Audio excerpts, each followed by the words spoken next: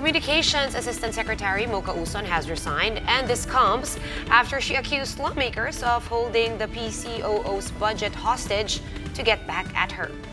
Now, the next question is, will she run in the 2019 midterm elections? Manlos Baños has the recap. Assistant Secretary Mocha Uson was just as feisty when she faced senators on Wednesday at the hearing of the PCOO's proposed budget. The House of Representatives deferred passing the PCOO's budget last week after Uson failed to show up at the hearing. Taon-taon ay sinasabihan po ako na huwag punahin ang ilang mga mambabatas para hindi po ipitin ng budget ng PCOO. Nakakagalit man ngunit ganyan ang sistema natin sa kasalukuyan. Bulok man ito ngunit kailangang sundin. At dahil po dyan, ako na po ang magsasakripisyo para maipasa na po ang budget ng PCOO. Ako po ay nagdesisyon na mag-resign na po. And yes, folks, you heard it right, she quit her post.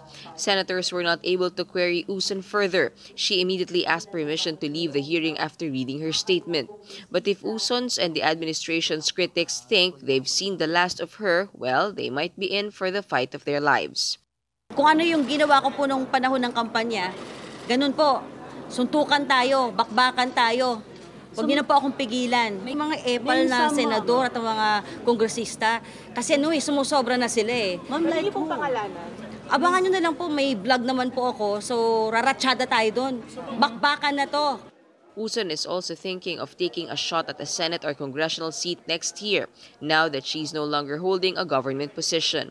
Ay, hindi po ako tumitingin po doon sa survey. Tumitingin lang po ako doon sa mga natatanggap ko po mga komento sa Facebook, yung mga million views doon. Her former boss, PCOO Secretary Martin Andanar, meanwhile continues to support her as she remains to be a staunch supporter of the president. Malacanang has already received the former official's resignation letter, but they are still awaiting President Duterte's decision on it. I wish her the best. I will miss her.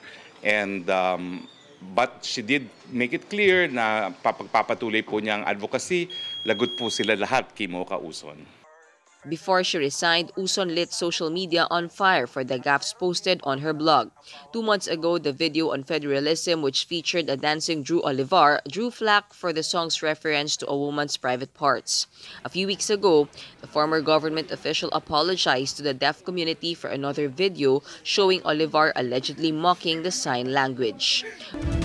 Meanwhile, Presidential Top Aide Bongo has confirmed that President Duterte accepted the resignation of the controversial official. Go thanked Uson for her service, saying that she was a good ally of the Duterte administration. Speaking to News 5, the blogger continued to challenge critics who said that she could still be held liable for her actions while in government.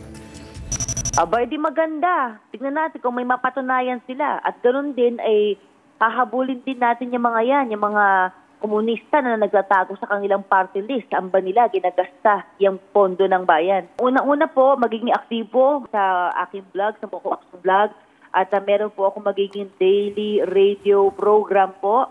At pangatlo po ay isisiwalat po natin yung mga salot sa lipunan. Katulad na lamang po yung mga komunista, yung mga pakakaliwang grupo na ayon nga po sa aking interview sa mga lumad, sa mga tribe leaders, mga dato mula sa Mindanao, isiniwalat po nila na ang mga CPP, NPA, NDF at yung mga makakaliwang grupo ay ginagamit ang mga lumad para po sa kanilang agenda at ipabagsak ang Duterte administration.